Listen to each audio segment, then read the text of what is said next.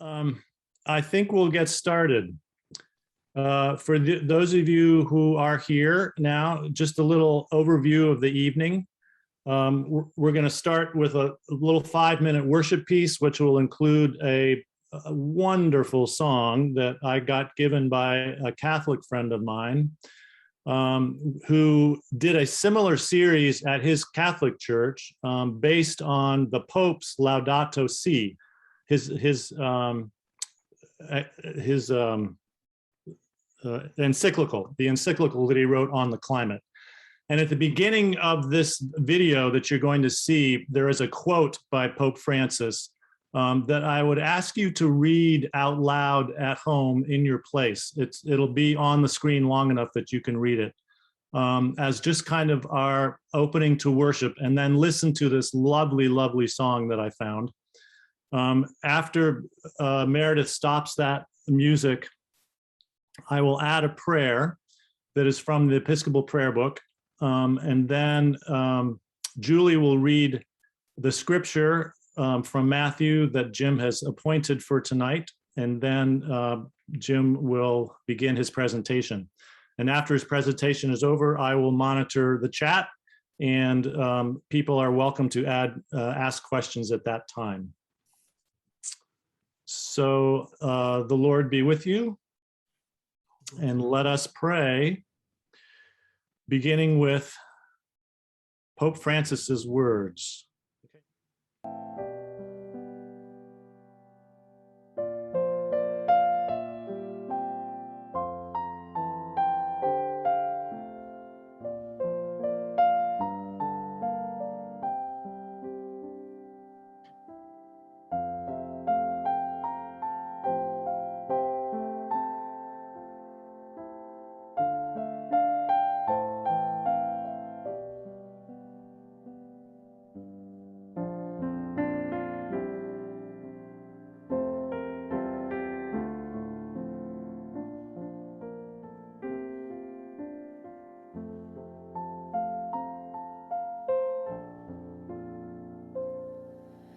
Sacred be the gift of living water, precious be the fruit of every land.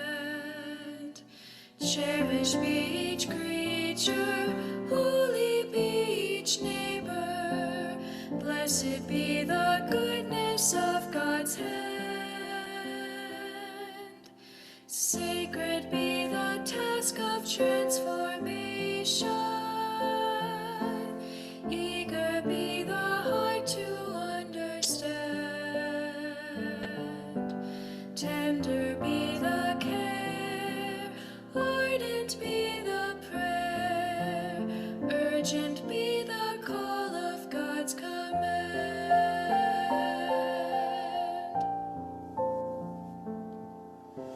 Sacred be the gift of living water,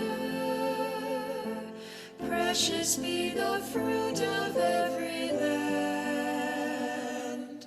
Cherished be each creature, holy be each neighbor, blessed be the goodness of God's hand. Sacred be the task of transformation,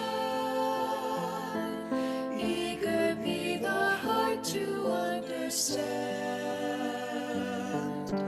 tender be the care, ardent be the prayer, urgent be the call of God's command.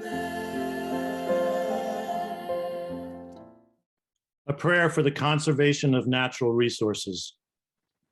Almighty God, in giving us dominion over things on earth, you made us fellow workers in your creation.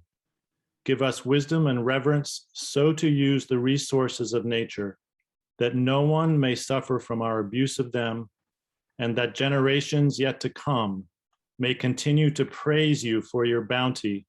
Through Jesus Christ our Lord. Amen. A reading from the Gospel of Matthew. Jesus said, "You shall love the Lord your God with all your heart and with all your soul and with all your mind. This is the greatest and first commandment, and a second is like it.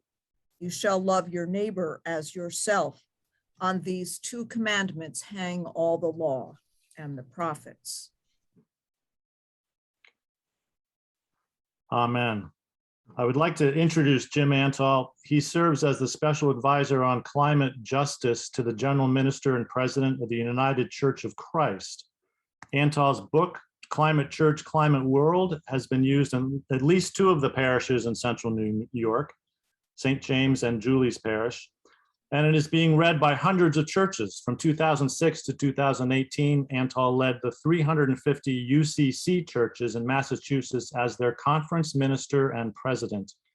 He's preached on climate change since 1988 in over 300 settings and has engaged in nonviolent civil disobedience on numerous occasions. And I think a wonderful witness of who Jim is at the bottom of all of his emails, he says, sharing the yoke of defiant hope. Thank you, Jim. Well, I want to begin by expressing my gratitude to the Episcopal Diocese of Central New York, to Bishop D.D. Duncan Probe, and especially to my old friend Kip and Becky for inviting me to participate in tonight's program. Now, I just want your audience to understand, Kip, that while I'm a United Church of Christ pastor, I continue to collaborate in countless ways with Episcopal churches, priests, and bishops as we do all we can to inspire the church to affirm our vocation to address climate change. During my presentation, I invite you to jot down questions, and also you can put them in the chat. Answering your questions is, for me, a priority. And we'll have plenty of time at the end of my presentation. I hope to address all of your questions. And in the chat, at the top of the chat, I posted two resources, both for congregations and priests, that you can download. One is a web page and one is a PDF to download. Let me begin by saying clearly that God's creation, life as humans have always known it on this earth, our common home, is in jeopardy. The choices we make and the actions humanity takes over the next few months and years will determine the peril and possibility to which we and our children, as well as all future generations, will be subjected. People of every faith persuasion have a pivotal role to play in persuading humanity to welcome as an opportunity the rapid systemic changes our civilization must undertake. The scientists have put us on notice. The engineers are providing all the solutions we need. Activists are courageously speaking truth to power as they use their bodies to testify to their love for God's creation. However, with a few notable exceptions, corporate and financial leaders remain focused on short-term profits while ignoring systemic inequality. And too many political leaders have thus lacked the commitment, courage, or ability to offer the inspiration humanity needs to engage this challenge. Yes, people of every faith persuasion have a pivotal role to play in assuring that humanity bends the moral arc of the universe toward justice and interdependence, even as we bend the ecological arc of the earth toward sustainability, renewal, and restoration. I believe that my denomination, the United Church of Christ, in partnership with your denomination and faithful people all over the world, I believe that God has made us for just such a time as this. In the hope of igniting our resolve to initiate a new moral era, I will first share a few examples of the impact climate change is already having, what we can expect, and how the climate crisis intensifies other injustices. Then we will examine humanity's role in creating, continuing, and countering the greatest moral challenge humanity has ever faced. Finally, I will lift up a few examples of how churches and individuals can faithfully respond to God's call to embrace a fresh understanding of human freedom, fulfillment, and vocation as we create an unstoppable mandate to restore creation. So let me begin with some good news. 85% of Americans agree we have a moral responsibility to create a safe and healthy environment for ourselves and for our children. Americans who think that global warming is happening now outnumber those who think it's not happening by more than 6 to 1. And for the first time, a majority of Americans now say that people in the United States are being harmed right now by global warming. Amidst the ongoing wrangling of our elected officials in Washington, D.C., it's important to recognize the good news that has emerged since January 20th. Hours after he was sworn in, President Biden signed an order for the United States to rejoin the Paris Climate Accords. And the COP governing body convenes next month in Scotland. And before he got up from his desk on January 20th, he canceled the Keystone XL pipeline. A week later, President Biden blocked any new leasing of federal lands and waters for fossil fuel production, while speeding up the process for permitting renewables. He pledged that the federal government would start buying hundreds and thousands of electric cars and trucks. He announced that the climate change would become a national security priority for the Pentagon. He began the process of eliminating subsidies for fossil fuel corporations. He created a civilian climate corps, which of course still needs to be funded.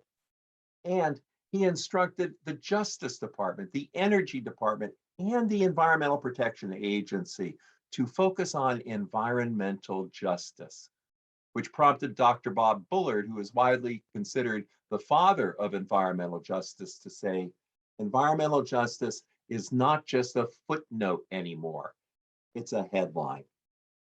And I can hear the church, the synagogue, and the mosque continue this litany.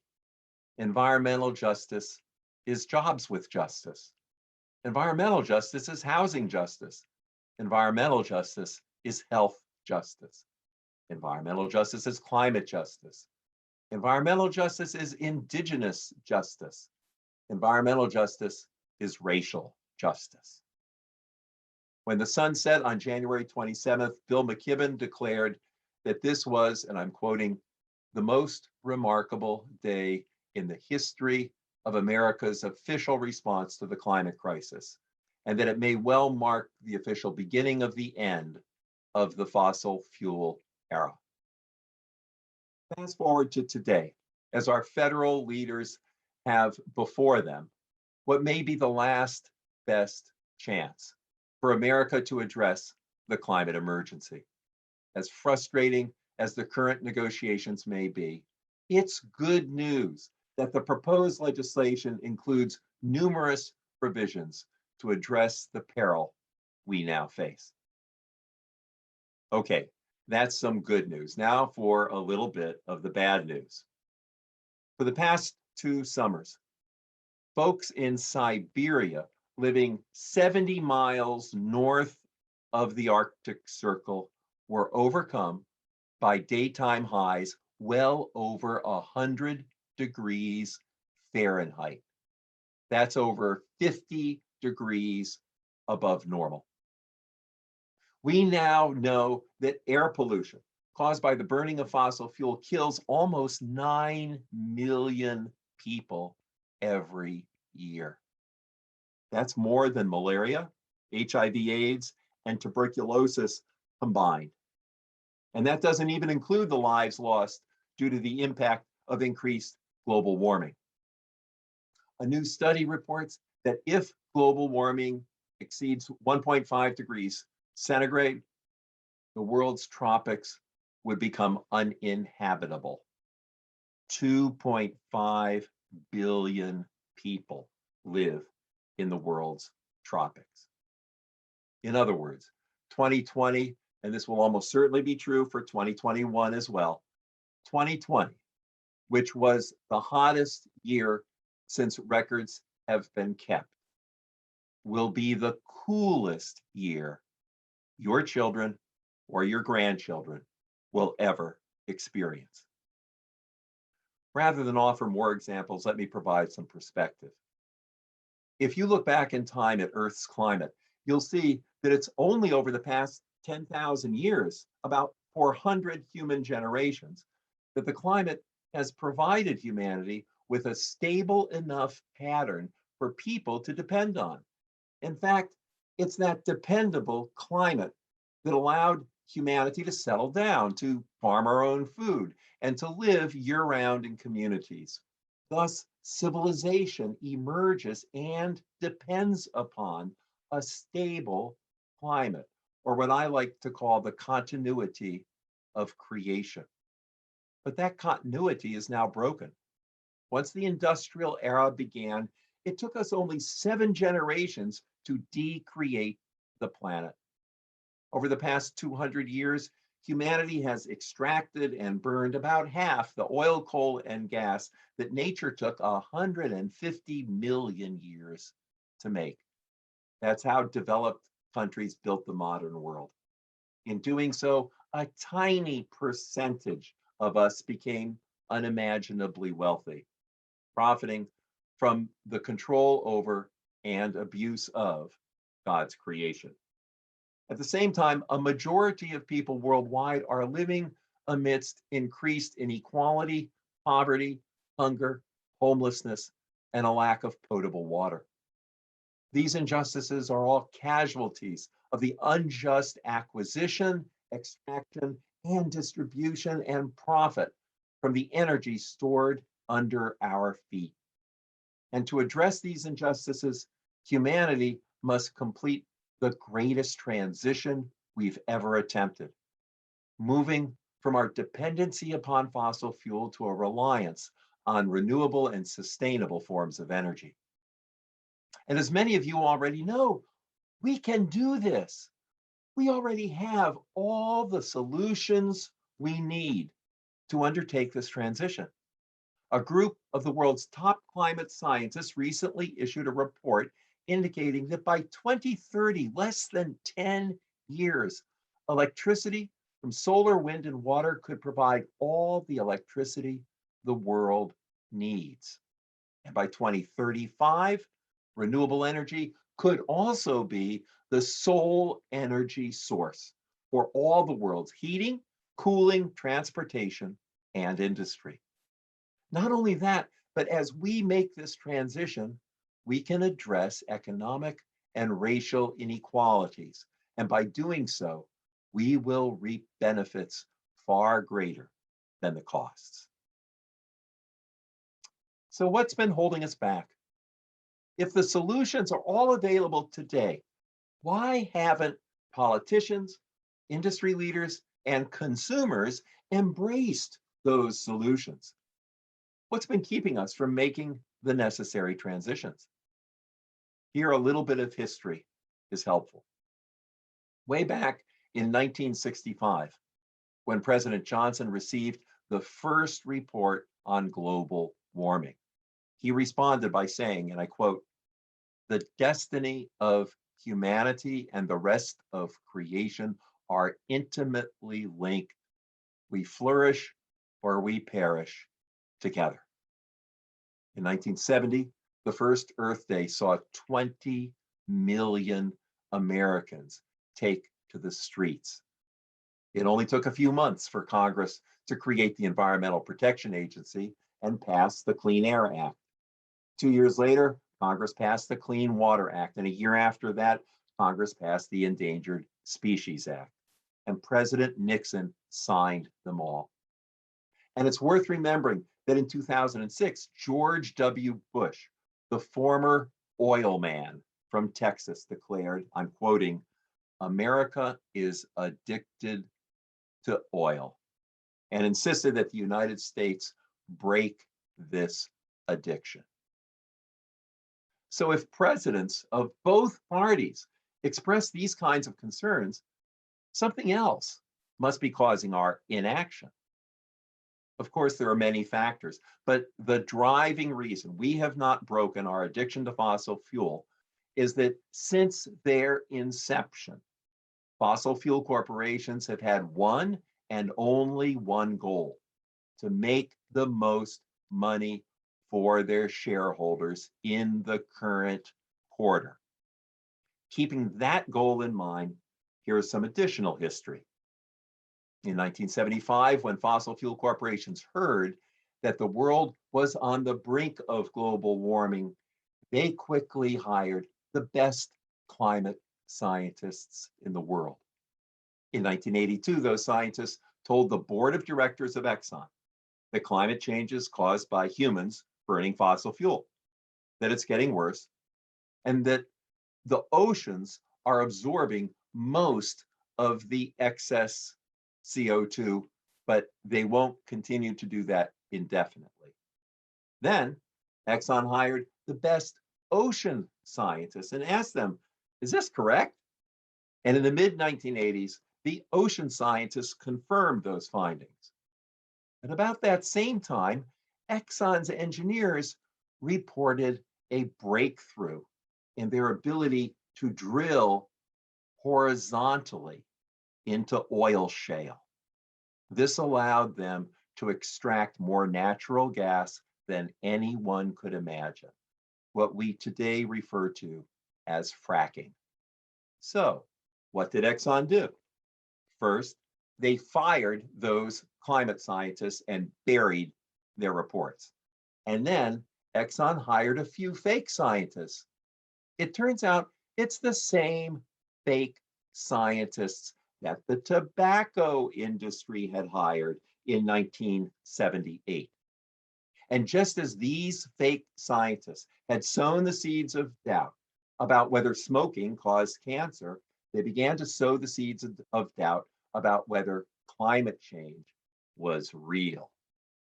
Over the past 3 decades, fossil fuel corporations and their think tank partners have spent hundreds of millions of dollars on this disinformation campaign while supporting politicians who will do their bidding. To this day, America remains the only place in the world where climate denial has any political or cultural traction. To learn more about this, I would highly recommend that every congregation watch the documentary movie Merchants of Doubt, which thoroughly examines the issue of science denial funded by fossil fuel companies. The documentary is based on a book by the same title by my friend and Harvard professor, Naomi Oreskes. You can read an op-ed by Naomi Oreskes in last Sunday's New York Times. With this as a backdrop, let's look for a minute at the emergence of the climate justice movement. And to set the stage, we need to go back to the 1980s. Poor Black farmers in Warren County, North Carolina, were protesting plans to dump 10,000 truckloads of cancer-causing waste material in a toxic waste dump that would leach into their water supplies. When UCC minister Ben Chavez went to provide support, he was thrown in jail, along with over 500 local Black protesters, mostly women. From his jail cell, Ben Chavez shouted, "This is environmental racism." Their battle to stop the landfill was lost. But in 1987, the UCC, my denomination, released what became a historic report in the environmental movement. It's called Toxic Wastes and Race. And in 2020, the UCC released a follow-up study called Breath to the People. It showed that here in the richest nation in the world, well over 100,000 children under the age of 5 live within 3 miles of the 100 most polluting facilities in America. At about that same time, Senator James Inhofe declared that his God would never allow climate change. A group of Middlebury College students at that time and their professor, they began planning a day of climate action. And lo and behold, in 2007, activists emerged in 1,400 towns and cities all over the United States. A year later, these young people founded 350.org, and the climate movement began. Only a movement could turn the ship of state. Only a movement could counteract the hundreds of millions of dollars being spent by the fossil fuel industry on climate denial ads. Only a movement could compel politicians to turn down campaign contributions from fossil fuel industry and sign on to the Build Back Better plan. The emerging climate movement was different from the environmental movement of the 70s, 80s, and 90s in three crucial ways. First, beginning in 2011, the climate movement was focused on the supply side of the problem. Our first goal was to stop the Keystone XL pipeline from being built. Our witness began when 1,253 of us were arrested in front of the White House. 63 of us spent 3 days and nights in jail. On Ash Wednesday in 2013, I was again arrested with about 50 others, again in front of the White House. The campaign was driven by indigenous leaders and cowboy landowners. Obama heard us. Then Trump overrode Obama. And on his first day in office, Biden finally canceled the Keystone XL pipeline. This 10-year-long struggle has prevented over 3 billion barrels of the dirtiest crude from being extracted and burned. The Keystone campaign inspired hundreds of additional protests. Many have succeeded in canceling countless unneeded pipelines. Some have failed. This is where faithfulness comes in. The indigenous leaders at Standing Rock inspired thousands to join them and put their bodies on the line. Likewise, the faithful indigenous leaders in Minnesota have done the same as they protest Line 3. All of these actions focus on the supply side, or as the campaign is sometimes called, keeping it in the ground. Another supply side focus is the recent Stop the Money pipeline.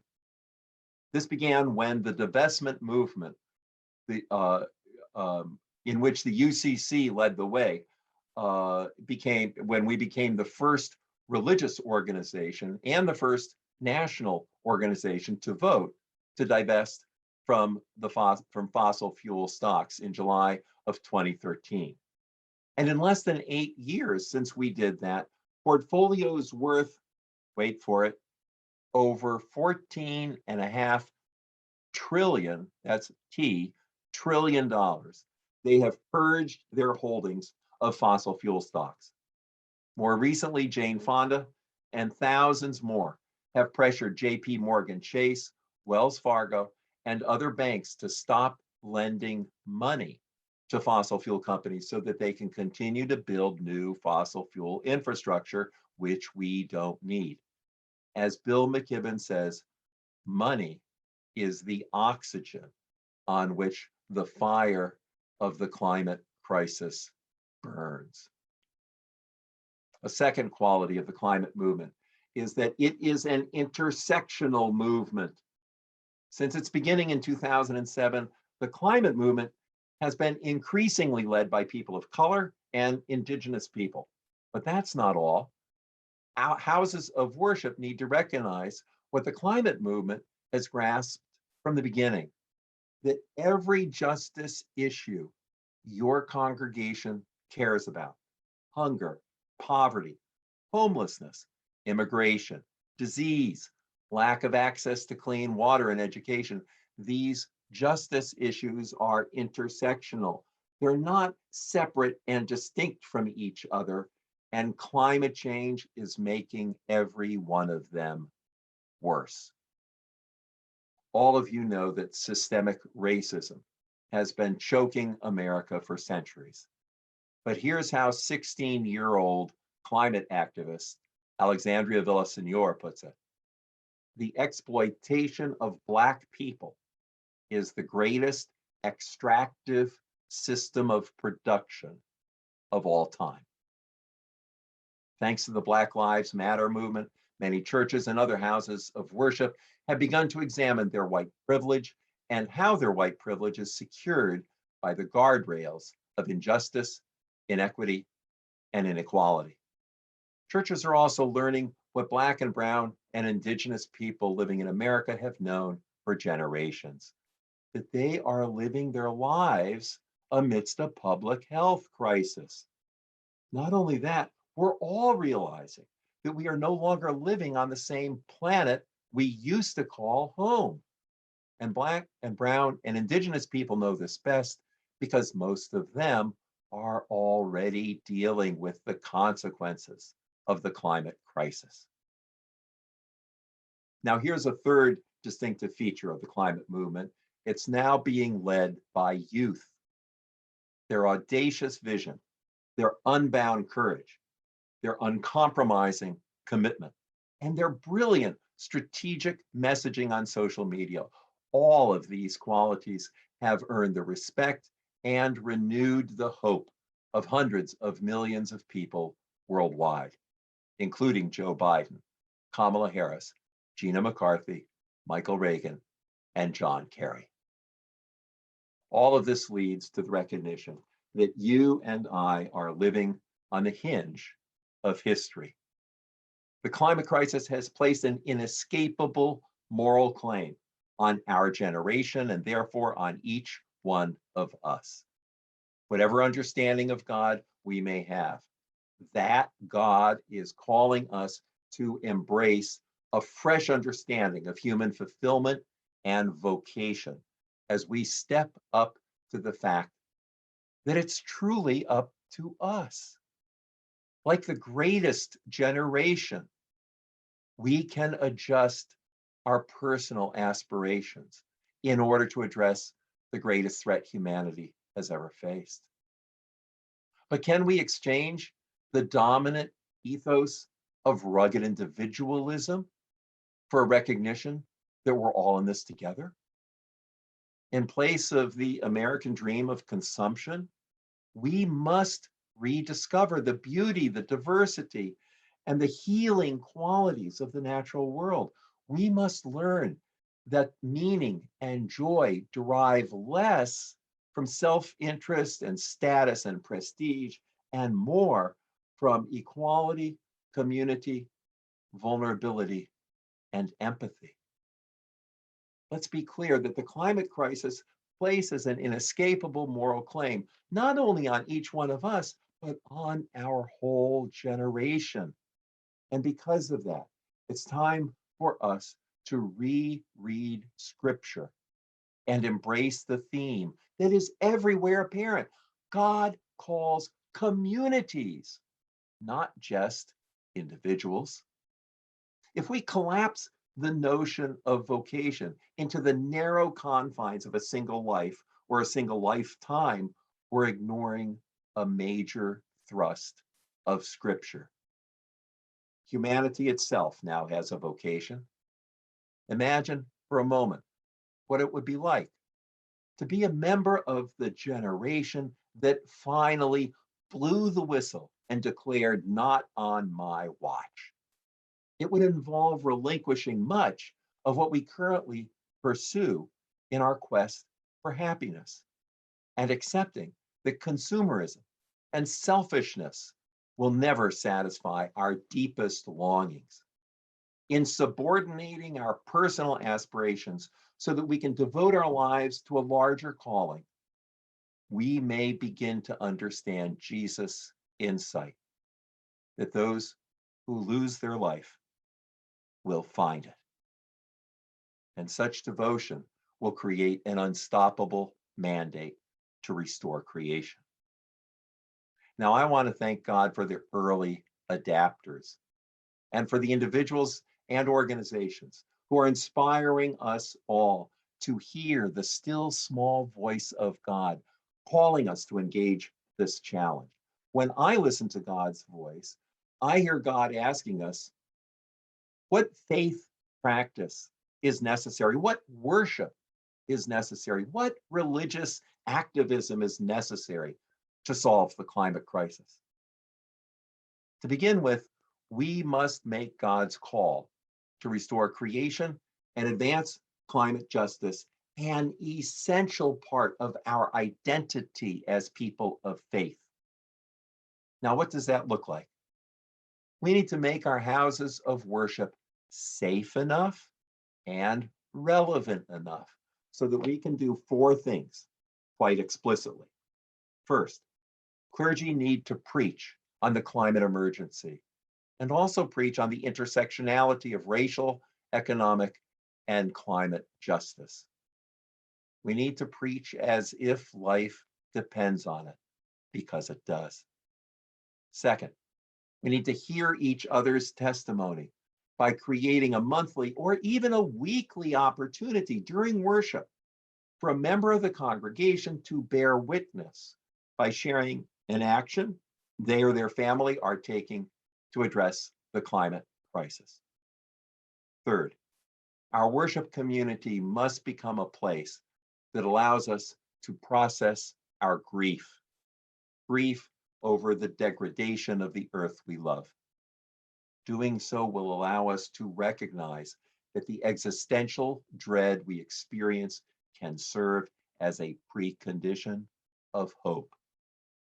And fourth, congregations need to get involved in advocating for and supporting aggressive policies to restore God's creation.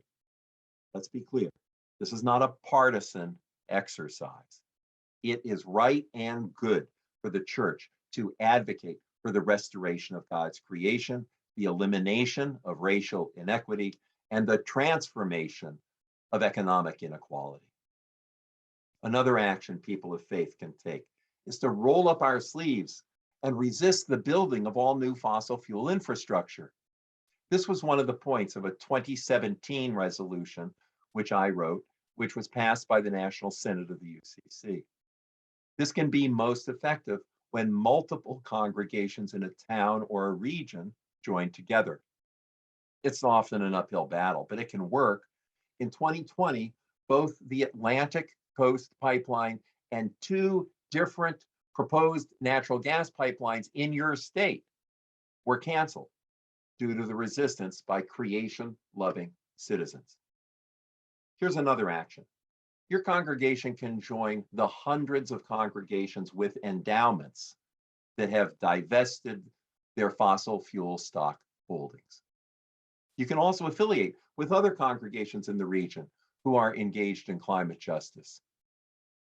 Those of us who are over 60 years old can now sign on to be part of a new initiative seeking to leave a fair and stable planet for our kids and our grandkids and for all future generations. Bill McKibben just launched Third Act. That's the name of it. It's spelled THIRDACT.org. Third Act, a movement of baby boomers and the silent generation who want to use their skills, power, and influence to embrace the urgent changes our civilization must undertake to assure a livable planet for our children. If you go to that website, you'll see an opportunity to sign up. And in the next month or two is when the movement is going to launch. And we hope to do with people my age and thereabouts what Bill McKibben did 13, 14 years ago with the younger generation when he launched 350.org. You may also want to do what a lot of UCC congregations have done, and that is to connect with or partner with or act in solidarity with a local chapter of 350.org or the Sunrise Movement or the Sierra Club or the Extinction Rebellion or Greenpeace. And as your congregation engages the climate crisis, Tell your community that you're doing this. They don't expect it of a church. Write an op-ed piece for your local paper. Get an interview on local radio. Put a sign up in front of your church. Another great way to connect with your community is to create a community garden on your church property. During World War II, 80% of Methodist churches had victory gardens covering their front lawns. Composting is another activity your church could initiate. Here in Vermont, where I live, composting, believe it or not, is required by state law. By initiating a composting program in your congregation, your members will become more and more mindful of their diet, their waste, and their connection to the soil and God's creation. And composting offers all kinds of sermon illustrations. I won't go into details. If hundreds of houses of worship in your state were to initiate composting programs, they could come together to advocate for your state to join Vermont as a composting state. Now I want to list a number of practical actions that individuals or families can consider. I'll start with this. Insulate your attic if you haven't done so already. The next time you buy a car or a truck, make it an electric one, or even consider getting an electric bike instead. Consider installing solar panels. Eat less meat. Transition your home heat from oil and gas to an electric heat pump, sometimes called a mini split. Or fly less. The 6 actions I've just listed are all individual actions. Every time an individual or a family makes one of these changes, the world is better for it. But we need to keep our eyes on the prize, and the prize is this: our generation must undertake the most significant cultural and economic systemic changes in all of human history. And we must complete these systemic changes in the next few years. What do I mean? Within a decade, 100% of our electricity must come from solar, wind, and water. Our food, agriculture, and land use patterns must be overhauled. Thank God for the shift to electrified transportation, and it's well underway. It needs to accelerate, as does the transition in all buildings from oil and gas heating to heat pumps or geothermal. And we need to hold fossil fuel companies accountable for plugging the millions of abandoned oil and gas wells that litter the countryside. These are among the most significant ways God is calling us to change the system. It's an all hands on deck movement. Every aspect of society, individuals, communities, businesses, institutions, governments must be involved. Yes, shrinking your carbon footprint matters, but the entire world needs to stop extracting fossil fuel. We need to keep it in the ground. And to do that, we have to change our energy and economic systems. And make no mistake about it, we can do this. We did it when we entered World War II. Everyone contributed. People locked arms and did their parts. Every action mattered. Every choice made a difference. And so it is today. Individual actions, personal disciplines remind us many times a day to be mindful of our values and to communicate our values to others, what people of faith call witnessing.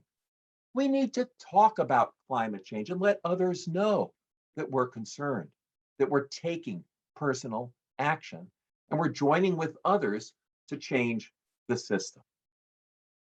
As a person of faith, the most important action you as an individual can take is to discern your calling, to inventory all the gifts, assets, friends, connections, influences that God has given you, and ask, how is God calling me to use all these gifts on behalf of restoring creation for my generation and for future generations? How is God calling me to live into a new story? What opportunities has God given me? What gifts, what abilities, what assets, what contacts, what opportunities has God given me that I might make use of to engage the climate crisis? Those are big questions. Each of us will have our own distinctive answers. But something every one of us can do is this: we can talk about the climate crisis. When people in a community start talking about the climate crisis, things change. People who have kept quiet, they begin to speak up. People begin to explore how to make their community more resilient. People discover that many of their friends share their concern. People share ways they are taking action and inspire others to take them. People become vulnerable enough to share their worries and their grief, and a shared experience of hope begins to emerge. Now, let me conclude by thanking you for responding to God's call to address the greatest moral challenge humanity has ever faced. Together, let us bend the moral arc of the universe toward justice and interdependence, even as we bend the ecological arc of the earth toward sustainability, renewal, and restoration. Thank you very much. Thank you, Jim. We really appreciate your time with us and concrete suggestions. That's really, really helpful. I invite questions right now. You can put them in the chat or raise your hand either with the icon or if your picture is on here, I'll try to see if anybody raises their hand and I'll call on you, and then make sure you unmute yourself. Do we have any initial questions here? Yes, Linda Logan. Unmute. There we go. Okay. My little parish up in Boonville, New York, which is 70 miles northeast of Syracuse, was given a life insurance policy by somebody a week before he died for the purpose of changing the furnaces in our 3 buildings from oil to gas. We wanted to go to electric heat, but Boonville's electricity is the lowest anywhere around, and you cannot go to electric heat unless you can make your buildings airtight, which you can't do with a church that was built in 1857. Another thing I found when I moved here from across the country is that attics are not insulated up here because they need the heat to go up and melt snow off of the steeply pitched roofs. So the roofs will not cave in. We are energy conscious, we are climate conscious, but also, we look at solar panels. Solar panels are not available, or they weren't available for nonprofits. I mean, in terms of a discounted price. And little tiny parishes, both my church in Boonville and Camden, looked into this. So, we try, but we run up against the climate and the environment in which we live. And electric cars, when you live an hour and 15 minutes from Syracuse, all these things are wonderful, and I'm sure the technology will make things more available. But a lot of what you've talked about right now is not possible in parts of rural America. But I'm with you in spirit. This is we and could I probably go recycle on. everything under the sun. We could go on and talk about several of the points that you've made, for the next half hour. But I just want to respond to a couple of things. I'm in rural Vermont, Okay. so I want to be clear that rural Vermont is no different in terms of a whole variety of things than where you are. However, I'm well aware that y'all get more snow than we do. The question of insulation is a really interesting question. If your roof is really steep and you insulate the attic, I think the snow will either stay on it or go off it. If it's a flat roof, you have, obviously you want the snow to melt, but if it's a steep roof, so there's that. But I want to get back to your church question. Converting old church buildings. When I was the equivalent of bishop in Massachusetts, I had over 350 old church buildings that I had some responsibility for. Making that conversion is very, very difficult.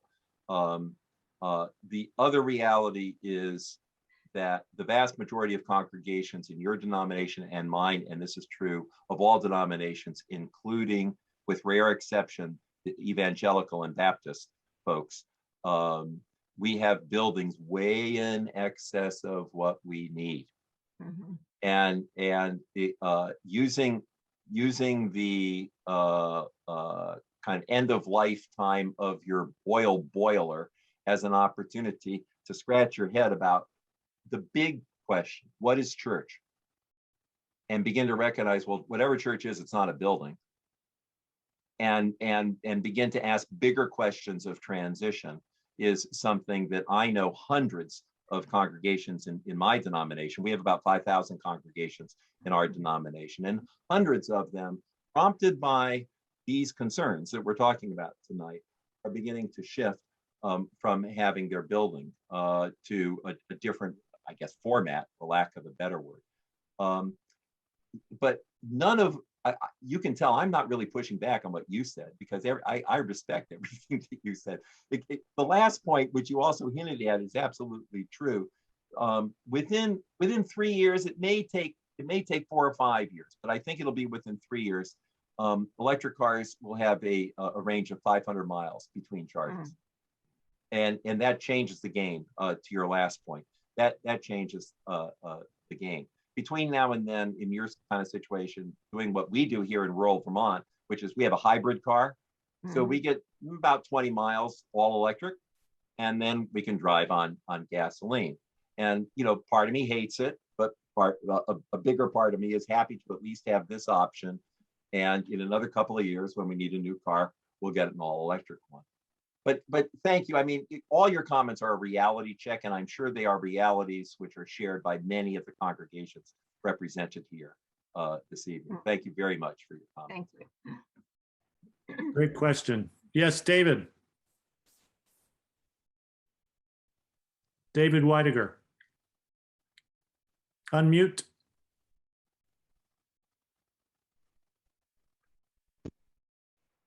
Hi, can you hear me now? Yes. Pastor Antal, do you know how much, which is the worst user of or producer of CO2, automobiles or our heating requirements in the Northeast, especially, or anywhere in the world? Which is worse?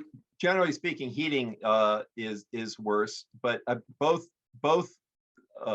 of those are real significant. And if we're going to address the climate crisis, we need to address both the predominant heating systems in the world and the predominant transportation systems.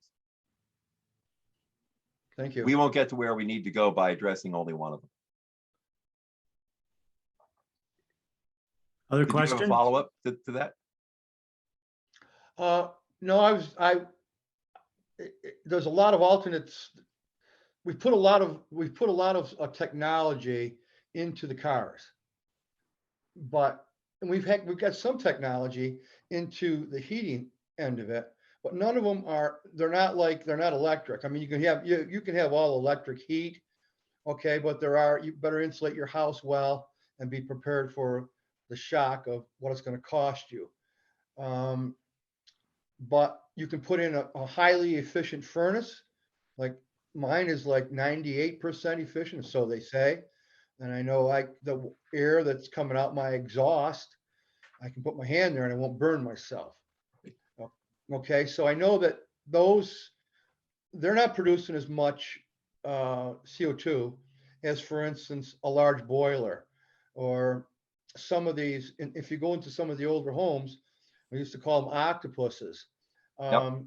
They would be a coal furnace that was converted to natural gas. Right. And the pipe, I had one in my house. I have an older home. And when I put in the efficient furnace over 30 years ago, the first one, I've got a new one now, my gas pipe going to my furnace was 1.5 inches. Yeah. Now it's just 1/2 inch. Yep.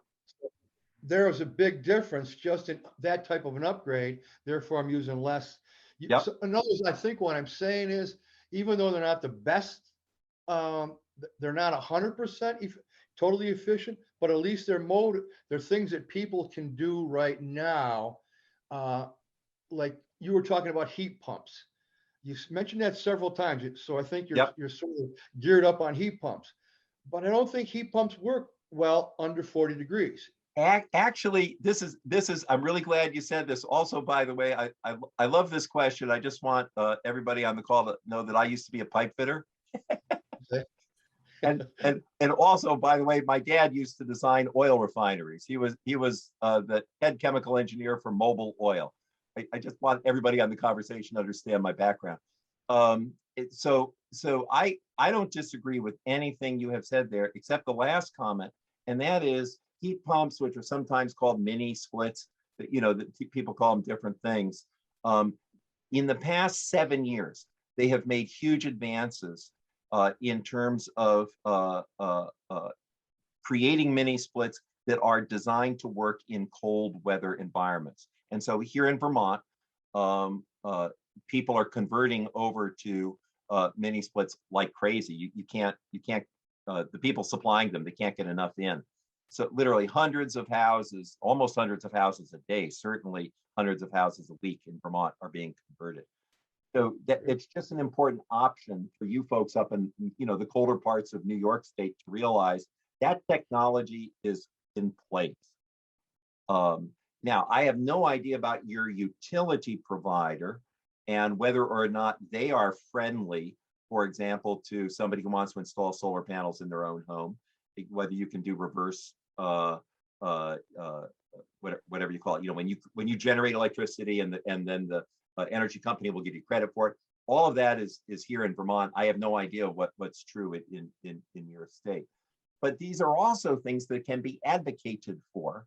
And just by the way, because I'm talking to a bunch of congregations here, if a bunch of congregations advocate for some systemic shift in your region, the likelihood that it will get done would be so much greater than having a bunch of individuals call. So just, again, I don't know the particulars of your situation there, but in terms of organizing, you have a whole lot of potential. And I also know there's a bunch of UCC churches up in your area that would be more than glad to cooperate with you on any of this stuff. Thank you. Jim, there's a question in chat. Could you talk about the struggles to establish both community and industrial solar panel farms?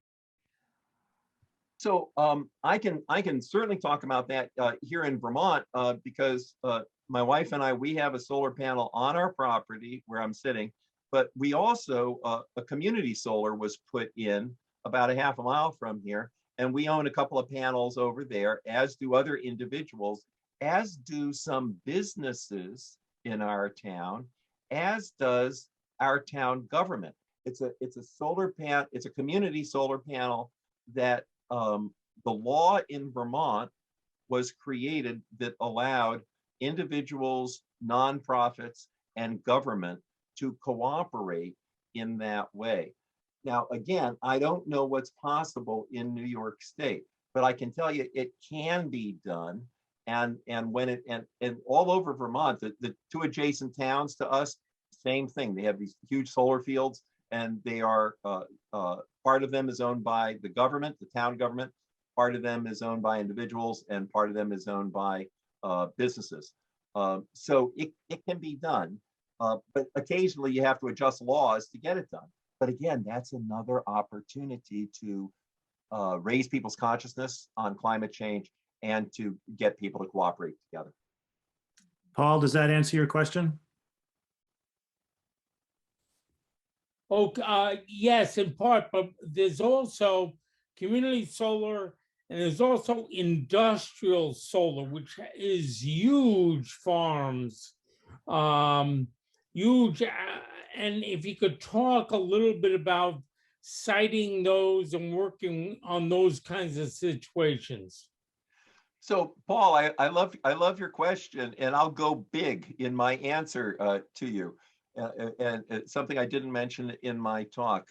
So everybody get ready. I'm about to blow your mind. If we wanted to electrify the entire world, in other words, in my talk, I said by 2035, we actually have the technological capacity now in terms of how effective and efficient solar is, and also wind, and also water, hydropower. If we wanted to electrify the whole world and transition all of the world's energy that is currently using coal, oil, and gas over to electric, if we were to do that only with solar, we would never do it that way. But if we were to do it only with solar, how much land do you think we'd have to cover with solar panels? It's astonishingly small, the size of Spain. That's it. That would provide the entire world with all the power needs that the world has. And 5 years from now, though it's predicted that those electric panels will be at least 25% more efficient. So that reduces the size, from the size of Spain, that reduces it down that, maybe you don't have to cover Barcelona, But my point is, it's an astonishingly small space. A different way of putting it, this is a way of making the same point, but with a little edge to it. If we were actually to utilize all of the land in the world currently occupied by oil refineries, or by gas wells, or by oil wells, or by coal plants, or by coal mines. If we were to take all that land that's currently fossil fuel land and just put solar panels on all of that land, that would provide enough electricity to provide the entire world with all the power we need. So it's when we think of the obstacles to this, which is, all of these questions have been excellent questions, and this is not easy. This transition is not easy. But I can tell you that if our grandchildren are to inherit a world that in any way resembles ours, 15 years from now, this transition will be done. This transition will have occurred, because that's how bad the climate crisis is. That's how fast we need to make the transition. Jim, there's another question in the chat. What examples have you seen of majority white congregations integrating anti-racist work with climate change advocacy? Oh, that's a wonderful question. So, I can best speak of Massachusetts, where I was leader of my denomination, and there are two examples of majority white, very, very white congregations pairing with a majority Black, again, almost all Black congregations, about 20 miles apart from each other, suburb and center city. And they do pulpit exchanges, and sometimes they do congregational exchanges where the congregations like worship in each other's place. And they've been doing this actually for decades. And as they've become more climate conscious, what has happened is, in some of those exchanges, the focus of the exchange is actually climate, and they sort of teach each other from each other's perspective. And in talking with the pastors in those white congregations, it really blows their mind. For example, the difference between our congregation in Wellesley, Massachusetts, and our congregation in Roxbury, Boston, that how much asthma is a predominant experience of children who live in the city, and people who live out in the suburb, they're just like unaware of that. And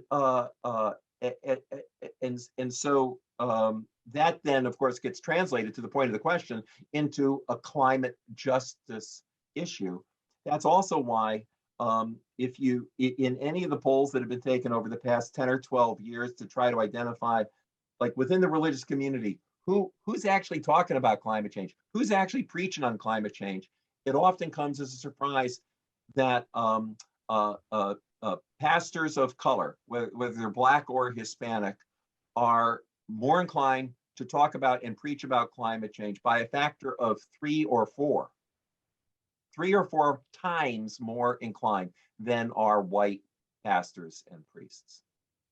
And it's because their people are suffering from health effects, which now the scientists are telling us, oh, by the way, they're actually the consequences of climate change. That figure that I put, it's a recent study, worldwide study, that 9 million people every year die from fossil fuel pollution. It's just an incredible number. And it doesn't need to be that way. As I said, we have all the technology we need. We just need to make the transition. So Jim, I have a segue question. Being married to a clergy person, I know that the clergy are pulled in many, many, many directions. And I agree with you that this, and with President Biden, that this is an existential crisis and perhaps the biggest one we've ever had. But I imagine that that's a hard sell to have a clergy person be expected to preach every Sunday when there's so many other needs, race being one of them, that that need to be addressed. And so how do you deal with that dichotomy? Thank you very much for this question, Kip. It's a very, very important question. The word intersectionality is a relatively new word in our vocabulary. And just to explain it, it means that the various justice issues actually impact each other. And if one of them gets out of whack, it amplifies the other ones. And so the nature of climate change is it's not one issue among many. So that some people in your congregation, you know, whoever you are, in whatever congregation you are, right? There's always one person who is the hunger person, and they're always advocating for hunger. And then there's a different person who's the homeless person, and they're always advocating for homeless. And then there's a different person who is immigration, and they're always advocating. You all know exactly what I mean. It doesn't matter what denomination you are and so forth. And the thing about climate change is it's not another issue in that lineup. Climate change is the arch that is going to make all of those issues worse. And it's a hard shift to make because of the way justice gets lived out in congregations. For example, in our budgets, right? We have a budget, and sometimes we call it the benevolence budget. Episcopalians may have different words for that. And typically, again, I'm getting a little personal now, but typically, if there's a line for your local hunger center, it's Ethel who advocates for that line. And Ethel will not tolerate that line being reduced. And then if there's something for homeless budget in your church's budget, there's somebody's name attached to that budget, right? And these are the conversations congregations have about allocating their budget. But somehow all of those people need to be educated, exposed to the reality that every one of the issues they care about is already being negatively affected by climate change. And I would say that that's the pastor's role, is to have that higher level perspective, because pastors get into trouble who advocate for specific issues. And when I took my position, as the head of the UCC churches in Massachusetts, I had to tell them, before you call me, there's something you need to understand. Climate change is not like my issue. Climate change is our collective condition. And I need you as my board of directors to affirm that with me. And they had to think that through and say, yeah, I guess we can affirm it. And then I said something else. This is in 2006. I said to them, I need you to support my spending 10% of my time on climate change. So this is when I became, again, the equivalent of bishop in 2006. And some of them said, it's a pretty big job. We have over 400 congregations here that you're supposed to, and you have a staff of like 30. Really? 10% of your time? And I told them, if I don't do that, then I don't deserve this bully pulpit in this perilous time. So they supported me. And by the end of my time there, I was there for 12 years until 2018. I was doing 30, maybe 35% of my work on climate change. And I had 100% support for that. So those are all different dimensions of my personal response to your question, Kip. Thank you. A follow-up question. I'd be interested in resources that would help us preach about intersectionality and the unequal impact on people and communities of color. So you'll find those two resources that I posted way at the top of the chat. And somebody who's able to do this could copy those and post them again, maybe down in the bottom of the chat. Those two resources, the PDF there, I think is 4 pages long, single spaced. So it has like, 50 resources on it, links. And the other resource is the page of an Episcopal priest, Margaret Bullitt Jonas, who's my colleague, and she and I do all kinds of things together. She was actually on my staff. She was an Episcopal priest on a UCC staff. How about that, gang? And we work with each other all the time. The other resources from her website page, and they both have will provide guidance in relation to that question. Thank you, Meredith. They've just been reposted. Great, thank you, Meredith. Any other questions?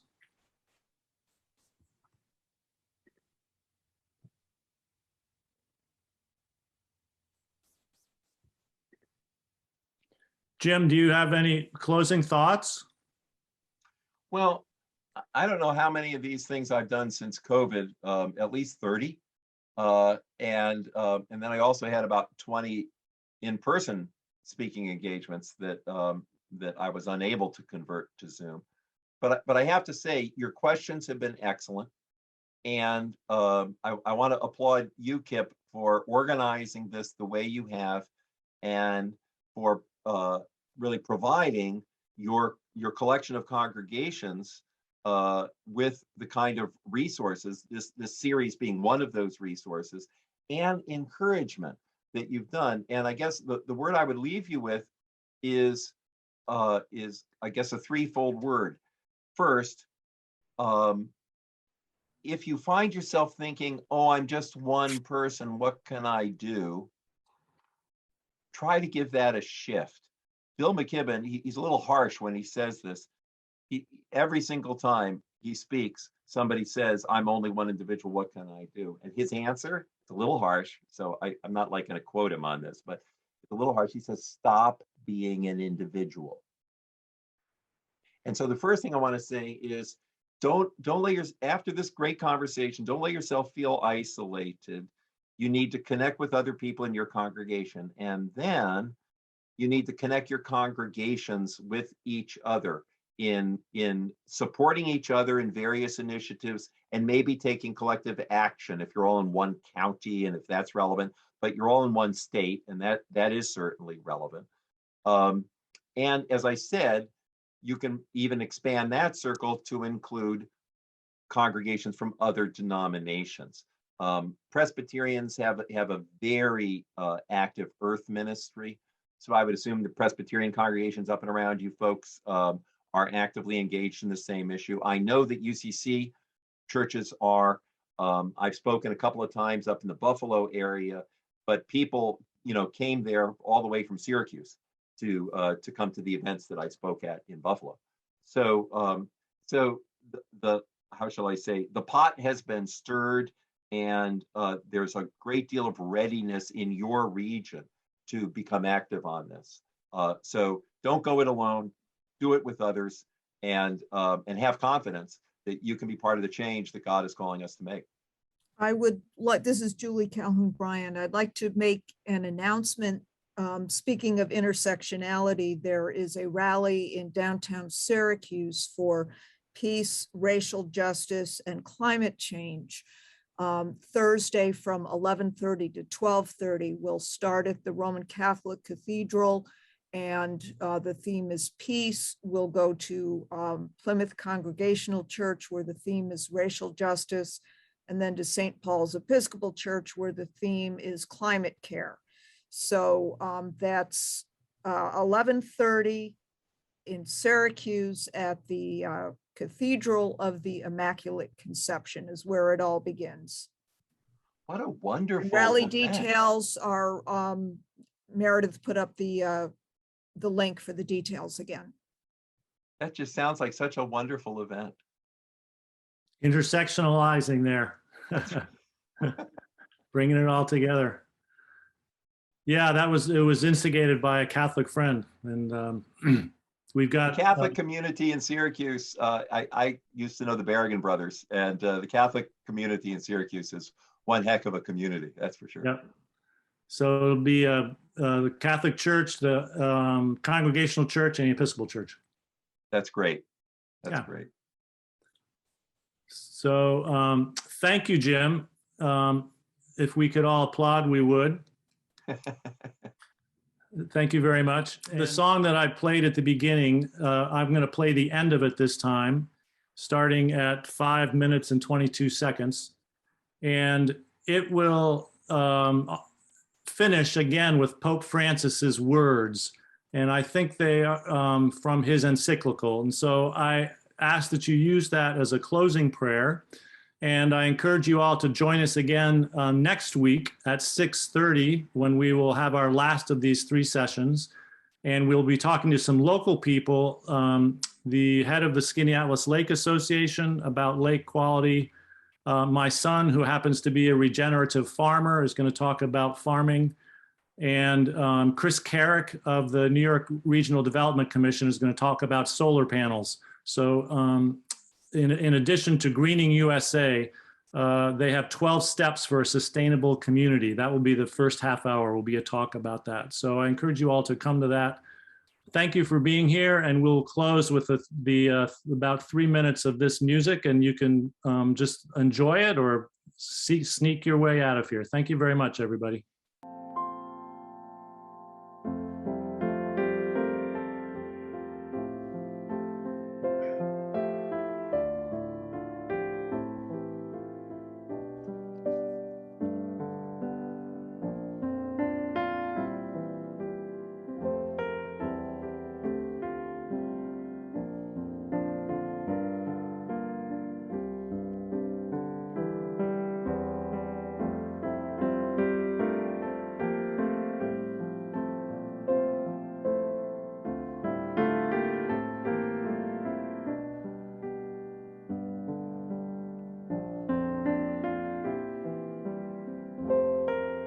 What you doing, Chloe?